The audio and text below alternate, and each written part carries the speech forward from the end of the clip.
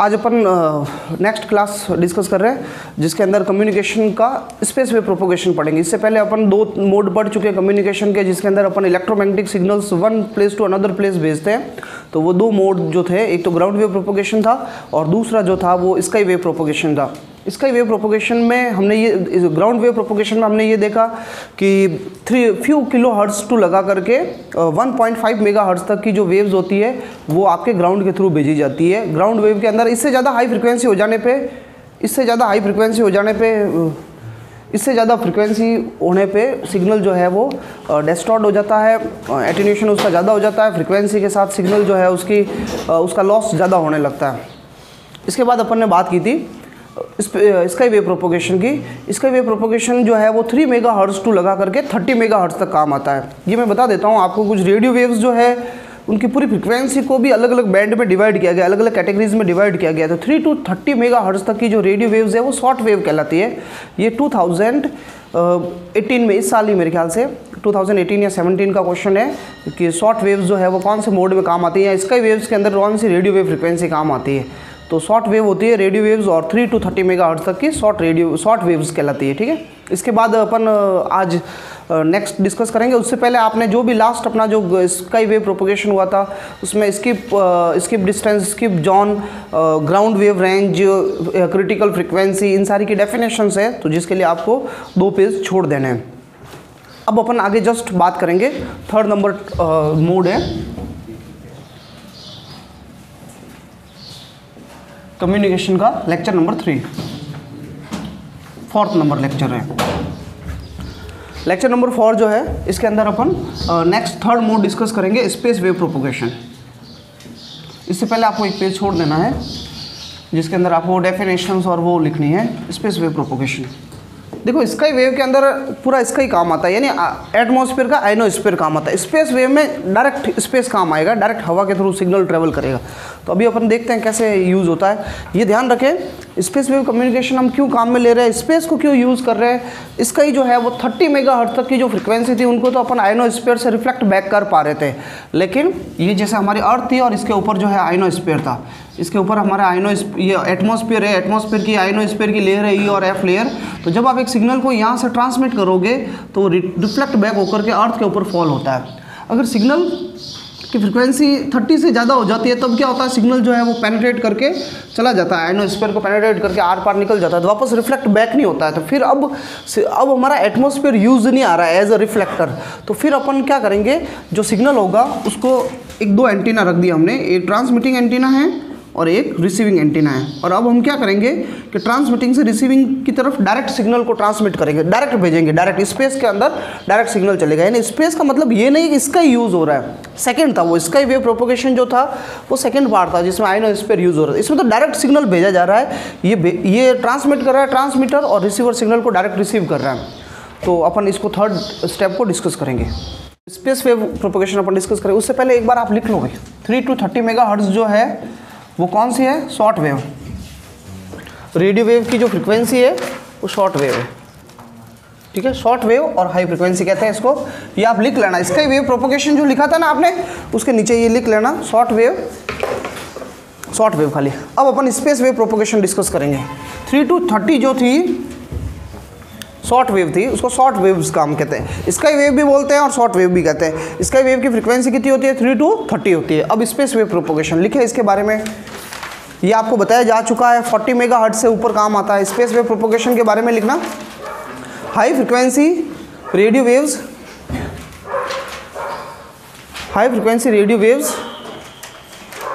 Above 40 mega hertz, 40 mega hertz. रोक महेंद्र लिखे आप स्पेस वेव प्रोपोगेशन के बारे में लिखे, high frequency radio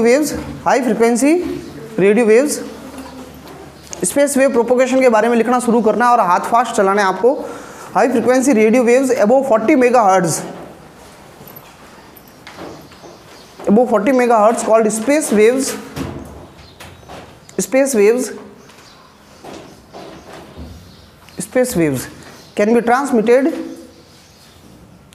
can be transmitted from transmitting to receiving antenna directly directly through the space, through the space. Full stop के बाद ना, this is called space wave propagation, this is called space wave propagation, space wave propagation. ये definition हो गई। Paragraph change करके लिखना, space waves are used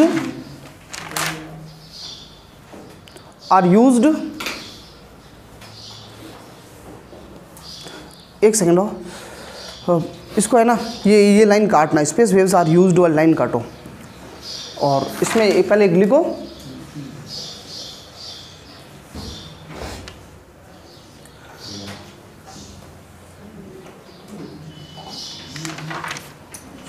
लिखना the direct distance between transmitting and receiving antenna is called line of sight, bracket में LOS लिख लेना भाई, लाइन ऑफ साइट। ये देखें, ये दो एंटीना है, एक ट्रांसमिटिंग एंटीना है और एक कौन सा एंटीना है, रिसीविंग एंटीना है। इसमें क्या होगा, सिग्नल डायरेक्ट ट्रांसमिटिंग से किसकी तरफ भेजा जाएगा, रिसीविंग की तरफ भेजा जाएगा। तो ये दोनों के बीच की जो डायरेक्ट डिस्टेंस है ना, ट्रांसमिटिंग और रिसीविंग एंटीना के बीच की, इसको कहते हैं लाइन ऑफ साइट, ब्रैकेट में लिख लेना LOS।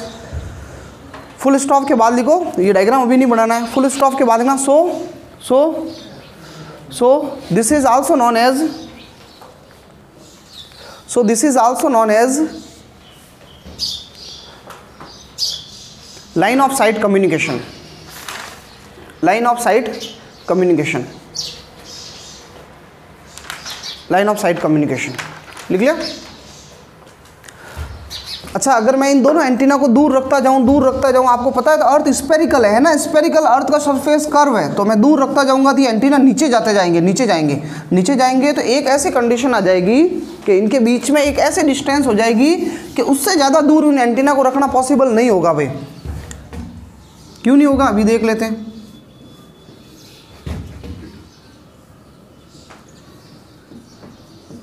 ये हमारा एक एंटीना है,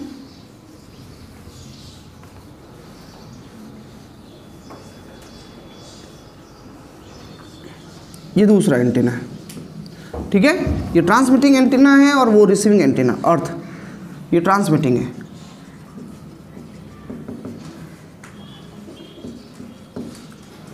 एंटीना डायग्राम बनाते रहना, और ये रिसीविंग एंटीना।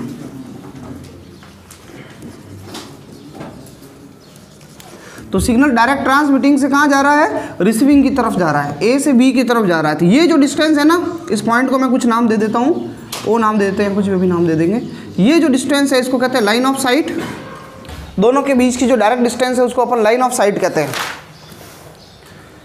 ठीक है। इस बीच वाले पॉइंट को मैं C नाम दे देता हूँ।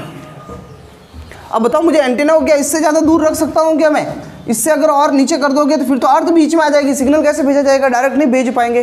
तो ये मैक्सिमम डिस्टेंस है LOS, ये मैक्सिमम है, इससे ज़्यादा और पॉसिबल नहीं हो सकती भाई डिस्टेंस। ये डायग्राम बना दो आप लाइन ऑफ साइट कम्युनिकेशन के लिए। ये diagram line of sight communication क्या होता है, जिसमें सिग्नल डायरेक्ट ट्रांसमिटिंग से किसको भेजा जाता है, रिसीविंग को भेजा जाता है। दोनों के बीच की जो डिस्टेंस है उसको लाइन ऑफ साइट कहता है। ये मैक्सिमम वैल्यू है लाइन ऑफ साइट की, इससे ज़्यादा डिस्टेंस और पॉसिबल नहीं है।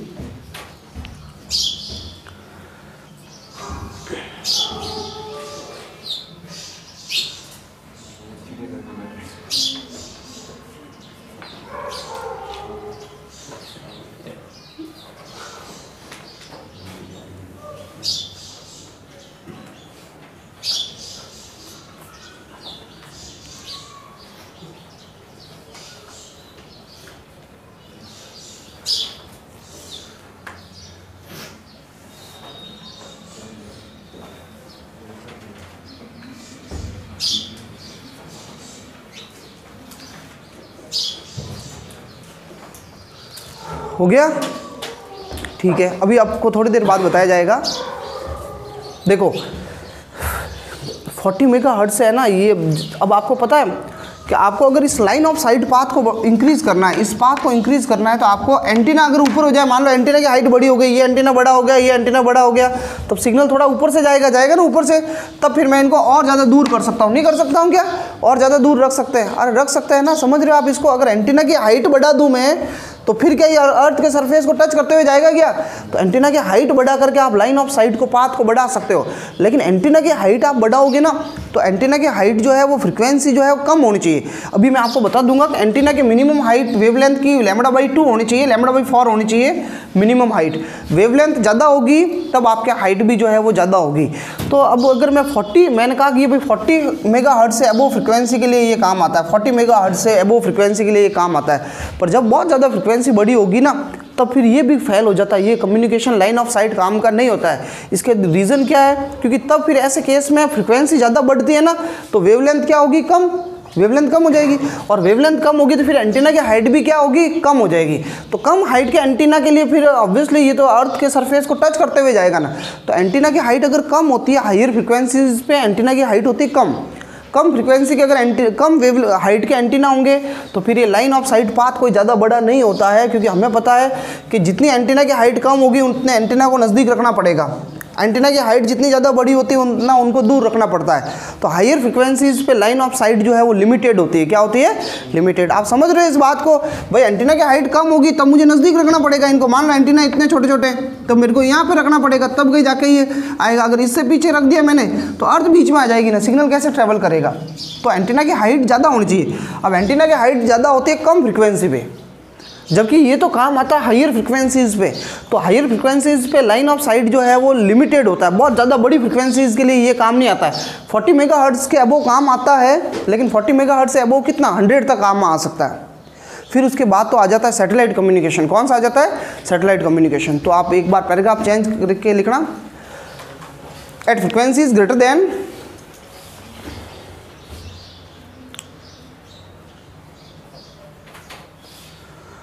greater than 40 megahertz,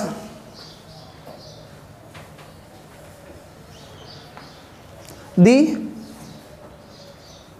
line of sight path is limited, is essentially limited, is essentially limited। Higher frequencies में ये थोड़ी सी प्रॉब्लम आ रही है हमारे पास। 40 मेगाहर्ट्ज़ पे ये लाइन ऑफ साइट पाथ कोई बहुत ज़्यादा बड़ा नहीं होता है, is essentially limited. Full stop के बाद लिखना, at these frequencies the antennas are relatively smaller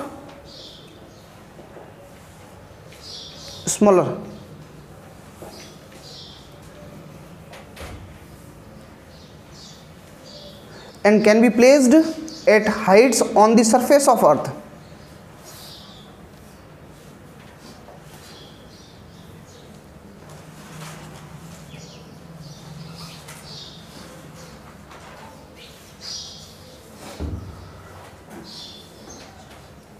लिख लिया?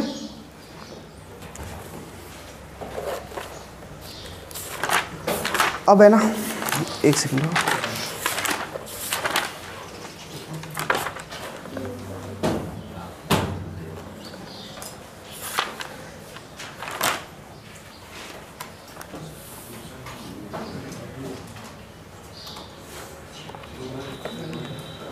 अब पैराग्राफ चेंज करके लिखना, because LOS nature, because line of sight nature of propagation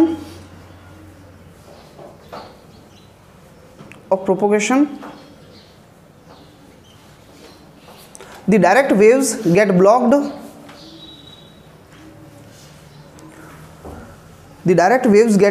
at some points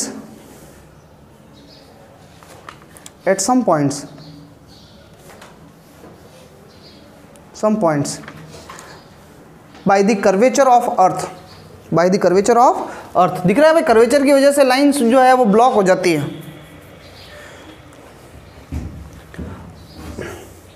अब आप हेडिंग लगाओ भाई, टू फाइंड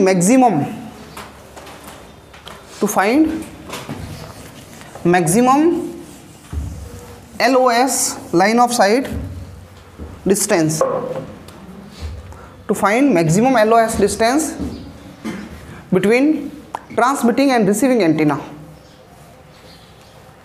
Between transmitting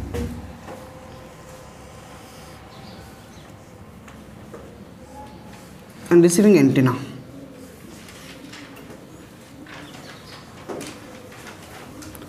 ये देखो डायग्राम बनाना आपको, कुछ भी लैंग्वेज नहीं है, सीधा डायग्राम है।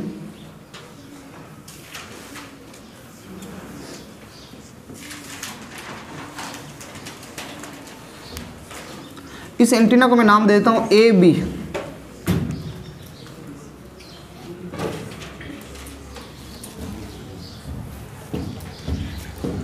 ठीक है, इस एंटीना को नाम दे दो पी क्यू, और जहां ये सिग्नल ट्रेवल करता जा रहा है उसको कह देते हैं सी पॉइंट, नाम दे देते हैं सी। अगर इन सब को मिलाते हो आप तो ये सारी डिस्टेंसेस जाकर के मिलेगी अर्थ के सेंटर पे, ओ पे। यहाँ से यहाँ तक की जो डिस्टेंस है वो आर होगी, रेडियस ऑफ अर्थ। ये भी भाई आर ही है और ये भी आर है। ये एंटीना है, इसकी हाइट है एच टी। ट्रांसमिटिंग की हाइट कितनी है? एच टी, और रिसीविंग की हाइट है एच आर। तो आप मुझे बताओ टोटल हाइट डिस्टेंस कितनी होगी? ये R plus H R, R छोटा सा लिखना भाई, और ये टोटल डिस्टेंस कितनी होगी? R plus H T. मुझे लाइन ऑफ साइट निकालनी है। ये डिस्टेंस मैं D1 ले लेता हूँ अभी, और ये डिस्टेंस मैं ले लेता हूँ D2। टोटल जो डिस्टेंस हो जाएगी उसको D नाम दे देते हैं, और D मीन्स है line of site, maximum line of site.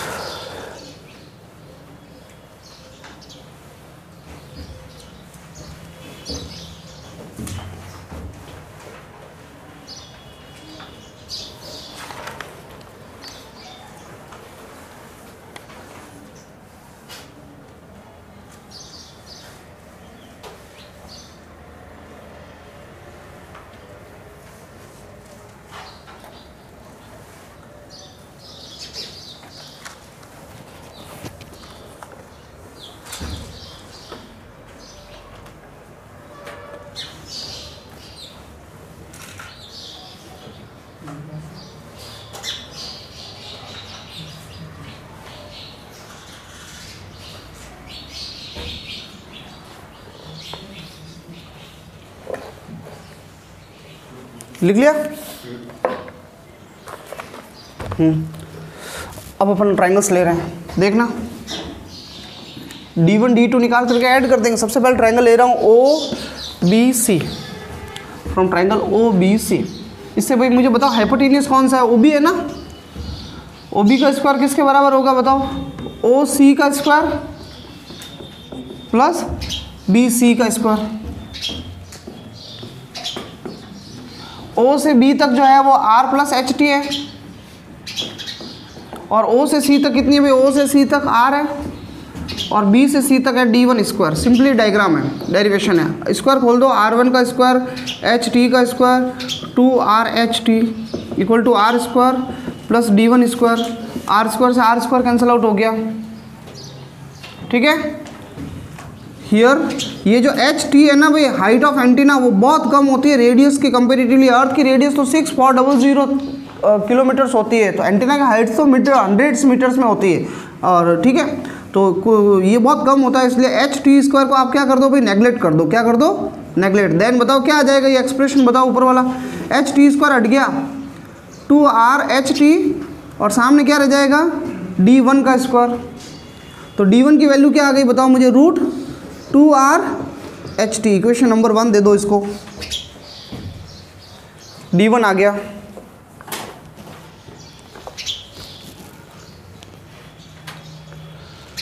Similarly D2 क्या आएगा बताओ? डायरेक्ट बताओ। D2 ये ट्राइंगल लेंगे हम, इस ट्राइंगल से अगर आप D2 कैलकुलेट करोगे तो 2RH t की जगह क्या आ जाएगा? HR आ जाएगा। H t की जगह HR। डायग्राम हटा देता हूँ मैं।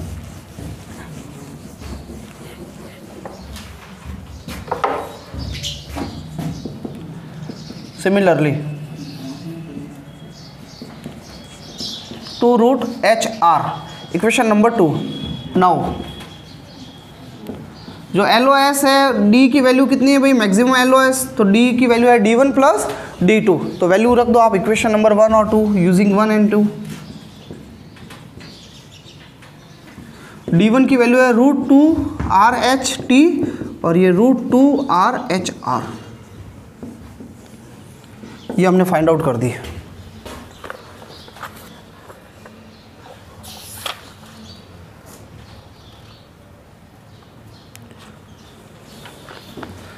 LOS को या रेंज ऑफ, इसको रेंज भी बोल सकते हो भाई ऑफ LOS पाथ, या range of space wave communication भी बोल सकते हो। लाइन ऑफ साइट क्या होती है, रेंज ही तो होती है, स्पेस वेव कम्युनिकेशन पाथ।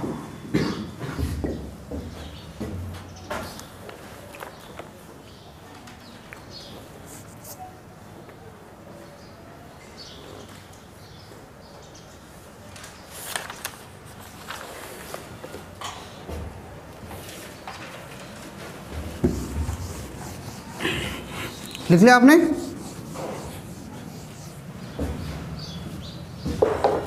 या HT HR क्या है, ये सब आपको वहीं पे बता देना है भाई, कहीं पर भी पास में।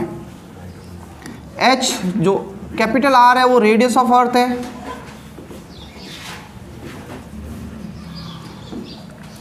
HT जो है वो हाइट है किसकी, हाइट ऑफ ट्रांसमिटिंग एंटीना,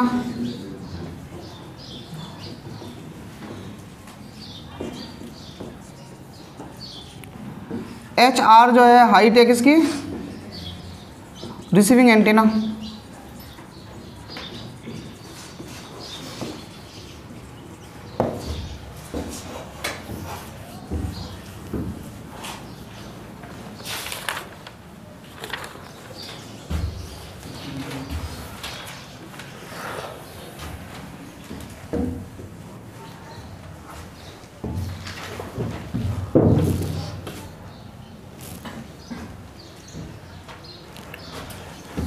ये रेंज कैसे इंक्रीज कर सकते हो बताओ? रेंज यानी LOS can be increased by, कौन सा तरीका है भाई? एक पहला तरीका तो आपको पता है, एंटीना की हाइट्स बढ़ा दो, दोनों एंटीना की हाइट्स बढ़ा दो by increasing the Heights of antenna, increasing the Heights of antenna.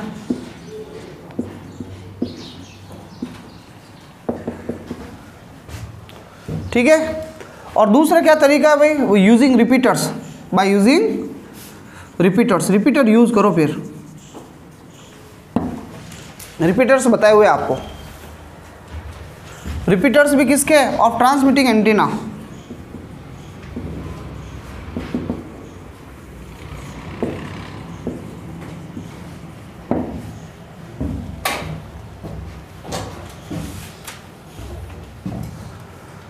फटाफट लिखो।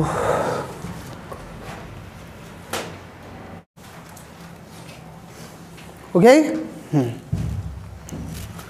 अब इसके बाद एक हेडिंग लगाओ, रेंज ऑफ ट्रांसमिटिंग एंटीना। ये तो भाई दोनों एंटीना के बीच की रेंज थी, एक खुद अकेले एक ट्रांसमिटिंग एंटीना की रेंज। हेडिंग लगाओ range of transmitting antenna, range of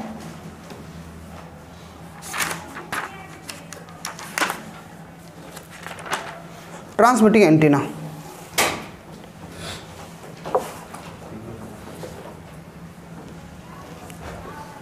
bracket में लिख लो रेडियो हॉरिजॉन, रेडियो हॉरिजॉन, इसको रेंज ऑफ ट्रांसमिटिंग एंटीना, और ब्रैकेट में लिख लो radio horizon.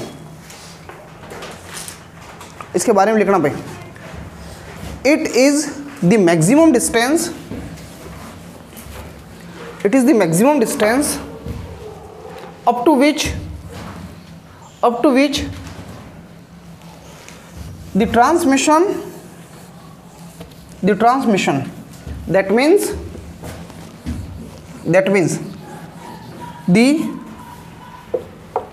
the transmitted signal, that means the transmitted signal can be received, the transmitted signal can be received from transmitting antenna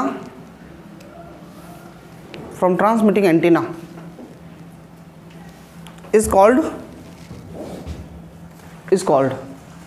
its range.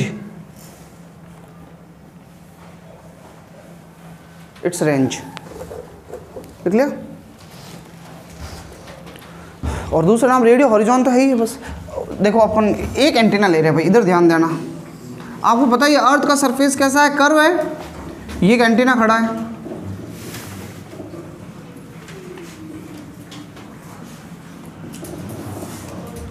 ये एक antenna है, इसको अपन नाम देते हैं ए बी भाई। और ये अर्थ है कंप्लीटली। अगर एक एंटीना से मैं अगर सिग्नल भेजूं तो ये सिग्नल अगर मान लो मैक्सिमम यहाँ तक जाएगा, तो यहाँ टच हो गया अर्थ के सरफेस को। अब इससे आगे जो पर्सन्स होंगे, इससे आगे भाई आपको पता है अर्थ का सरफेस तो कर्व होता है, घूमता है, तो इसके आगे तो सिग्नल सीधा निकल जाएगा। तो दूसरे जो पर्सन्स होंगे उनके पास सिग्नल नहीं पहुँचेगा। तो इसके दोनों तरफ जो है ये रेंज है, यहाँ तक सिग्नल पहुँच पाएगा, इन दोनों पॉइंट्स तक। इन दोनों पॉइंट्स को अपन नाम देते हैं, इसको सी नाम देते हैं और इसको क्या नाम देते हैं, डी तक। यहाँ पे सी डिस्टेंस तक पहुँच रहा है, ये भी डिस्टेंस डी होगी, बराबरी होगी, और इधर भी डी डिस्टेंस तक पहुँच पा रहा है। समझ में आ रहा है ये, ठीक है। और फिर इसके आगे जो है सिग्नल नहीं पहुँच पाएगा, क्योंकि कोई भी एंटीना जो है अगर कितना भी सिग्नल भेजेगा, अर्थ तो राउंड शेप में, तो फिर उसके बाद एक कंडीशन सिग्नल सीधे ट्रेवल करते हैं, तो फिर अर्थ का जो कर्व सरफेस है उसके आगे जो सिग्नल्स है वो नहीं पहुँच पाएंगे। तो हमें इसकी रेंज निकालनी है। ये एंटीना है भाई, यहाँ पे अगर इसको जहाँ पे भी मिलाओगे इन सारे पॉइंट्स को, तो सेम वही बात है कि ये जहाँ पे भी मिलेंगे वो अर्थ का क्या होगा, सेंटर होगा। यहाँ से यहाँ तक की डिस्टेंस आर है, यहाँ से यहाँ तक की डिस्टेंस आर है, और ये डिस्टेंस यहाँ से यहाँ तक आर है। ये आगे इस एंटीना की हाइट है, इसको एच नाम दे देता हूँ मैं, एच टी नाम दे दो खाली, मैंने एच ही नाम दे दिया इसको, ठीक है। तो बताओ ये ट्राइंगल ले लेते हैं अपन। फ्रॉम ट्राइंगल इसका नाम है ओ बी सी। बताओ हाइपोटेनियस कौन है, हाइपोटेनियस ओ बी है। तो ओ बी का स्क्वायर किसके इक्वल होगा भाई, ओ सी का square plus C B C का स्क्वायर। ओ बी की वैल्यू बताओ आप, ओ बी तो आर प्लस एच है, आर प्लस एच का होल स्क्वायर। और ओ सी कितनी है, ओ से सी तक आर है, आर स्क्वायर। और बी सी कितनी है भाई, डी है, डी स्क्वायर। होल स्क्वायर खोल दो, R square plus H square plus 2 R H equal to R square plus D square. R square से आर स्क्वायर कट गया, और अपन को पता है कि h बहुत कम होता है r से, इसलिए h स्क्वायर को अपन क्या करते हैं, टेंड्स टू 0। देन क्या हो जाएगा बताओ, d ये आपके खाली 2rh रह जाएगा और इक्वल टू डी स्क्वायर। तो d कितना आ गया बताओ, √2rh। ये रेंज आ गई भी, ये एंटीना की रेंज है, d की वैल्यू आ गई। लिख लो फटाफट।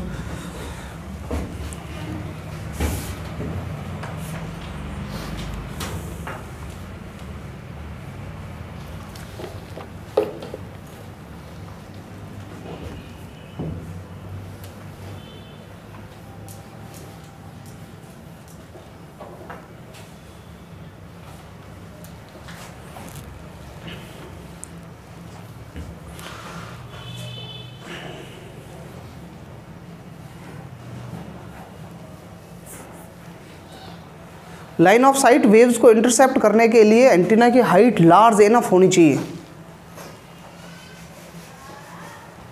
अभी कौन आए हुए हैं ऊपर, 11th वाले?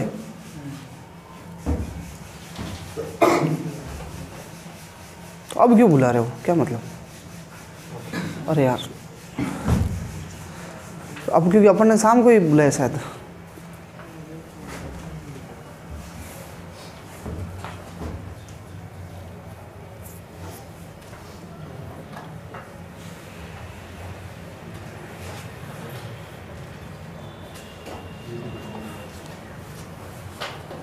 हो गया?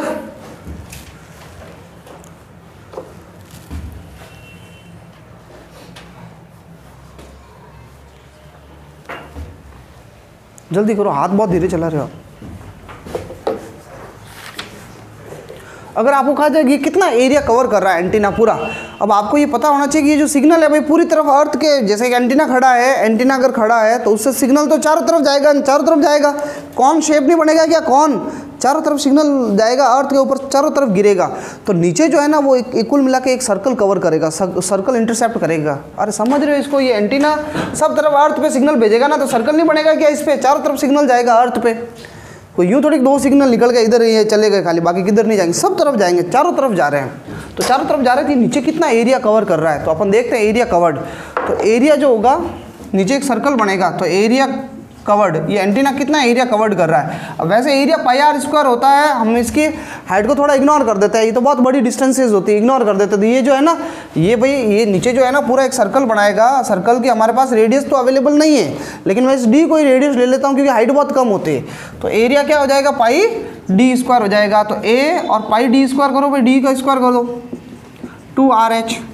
तो एरिया कितना आ गया, 2 पाई RH। वो डाउट है क्या, ये हो गया एरिया, इतना कवर होगा पाई डी स्क्वायर। अच्छा पॉपुलेशन कितनी कवर होगी, तो मैं कहता हूँ पॉपुलेशन की डेंसिटी है n, कैपिटल N, यानी 1 एरिया में n पर्सन्स रह रहे हैं, तो इतने एरिया में कितने पर्सन्स आएंगे, मल्टीप्लाई कर दो, पूरी पॉपुलेशन भी कवर्ड आ जाएगी।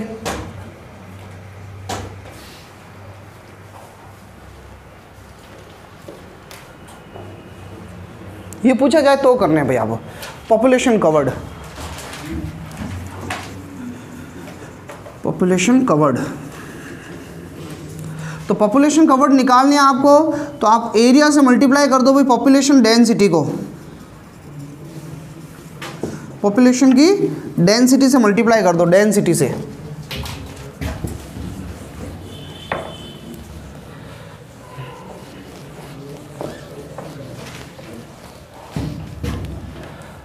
तो एरिया तो है भाई 2 पाई RH और पॉपुलेशन की डेंसिटी n, बस ये आगे हो गया पूरा complete.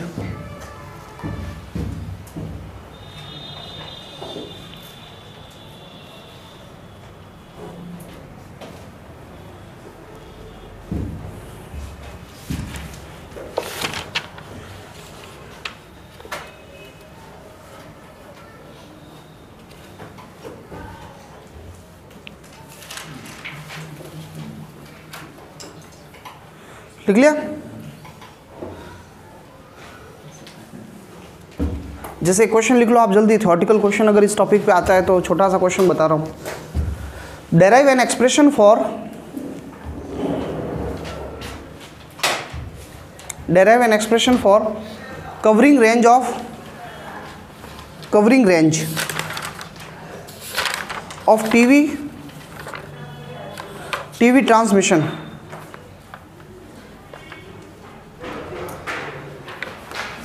Of TV transmission tower, TV transmission tower हो गया।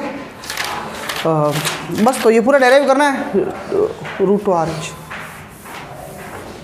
अब मैं एक थोड़ा सा आपको ये पूरा डेरिवेशन करना है √2RH, ठीक है। एक मैं बता देता हूँ भाई, इंपॉर्टेंट पॉइंट्स कुछ बता देते हैं पहले। ये जो स्पेस वेव कम्युनिकेशन में जो वेव्स काम आ रही है, ये अबव 40 मेगाहर्ट्ज़, इधर देखो कुछ पॉइंट्स टू रिमाइंडर बता देता हूँ मैं आपको, इधर ध्यान देना।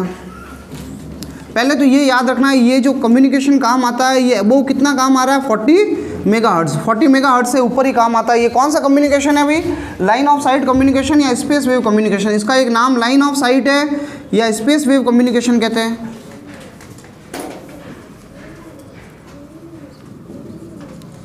इसमें जो वेव्स यूज आ रही है उन वेव्स के जो नेम है स्पेस वेव। एग्जाम में क्वेश्चन आया हुआ है, right the frequency of space waves, तो अबव 40 मेगाहर्ट्ज़। स्पेस वेव्स को या LOS वेव्स कह दो, या very high frequency radio waves होती है। वेरी हाई फ्रिक्वेंसी 30 मतलब आपके 30 से लगाकर 300 तक, 30 से लगा करके 300 तक की जो फ्रिक्वेंसीज है उनको वेरी हाई रेडियो वेव्स बोलते हैं, very high frequency radio waves बोलते हैं। ये आपको ध्यान रखना है, ठीक है। ये 2 पॉइंट्स। डाउट है क्या, स्पेस वेव्स कह दो या लाइन ऑफ साइट वेव्स कह दो, एक ही बात है। 40 मेगाहर्ट्ज़ से ऊपर होती है, ये हमें याद रखना है। अच्छा, ये कब ये मेथड काम में नहीं आता है, लाइन ऑफ साइट कब फेल हो जाता है, तो मैंने आपको बताया ना, इसके लिए एक तो एंटीना की हाइट हमें बहुत ज़्यादा चाहिए, बहुत ज़्यादा हाइट चाहिए, और दूसरी इसमें प्रॉब्लम एक और है भाई, एक तो एंटीना की हाइट ज़्यादा चाहिए, दूसरा अर्थ का कर्वेचर सरफेस भी तो है, उसकी जगह हम एंटीना को बहुत ज़्यादा दूर नहीं रख सकते। मैं चाहूँ कि मेरे पास एनर्जी तो सफिशिएंट है, एंटीना सिग्नल इतनी स्ट्रेंथ है वो कितना भी दूर जा सकता है, लेकिन मैं एंटीना को अगर मान लो यहाँ पड़े तो सिग्नल डायरेक्ट जा रहा है, मैं उनको और दूर रखूंगा तो चला जाएगा, फिर रखूंगा तो एंटीना धीरे धीरे नीचे जाते जाएंगे। क्यों? क्योंकि अर्थ का सरफेस कैसा राउंड है, कर्व है, तो धीरे धीरे फिर एक ऐसी कंडीशन आ जाएगी कि पूरा वो तो हॉरिजॉन हो जाएगा, हॉरिजॉन, सीधी लाइन को बोलते हैं हॉरिजॉन, वहाँ तक सिग्नल अब सीधा जा रहा है। अब इसके बाद और नीचे चला गया तो फिर सिग्नल नहीं पहुँच पाएगा, क्योंकि दोनों एंटीना के बीच में अर्थ आ जाएगी। तो अर्थ का जो कर्वेचर है वो भी रेस्ट्रिक्ट कर रहा है इसको, स्पेस वेव कम्युनिकेशन को। ये दो इसकी लिमिटेशन है, कमियां हैं। समझ में आ रहा है कि नहीं आ रहा है भाई? कोई डाउट है तो बोल दो आप इसमें।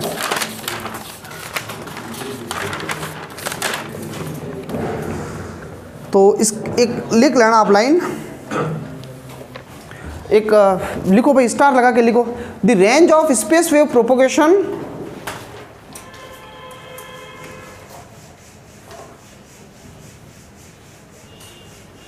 क्या लिखा?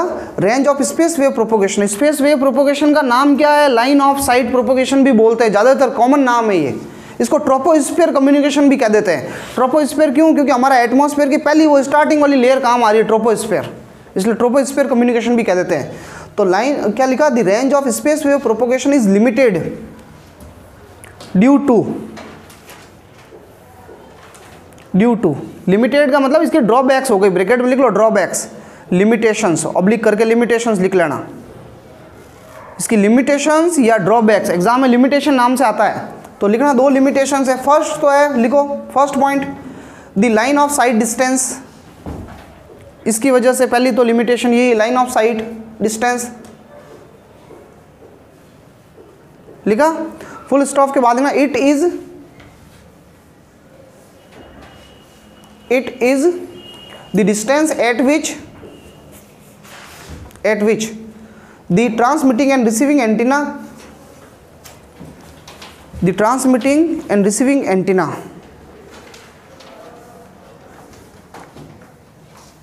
can see direct each other,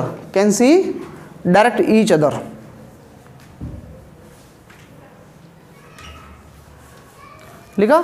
full stop के बाद लिखना, for greater LOS the height must be greater, होनी चाहिए ना height of antenna must be greater,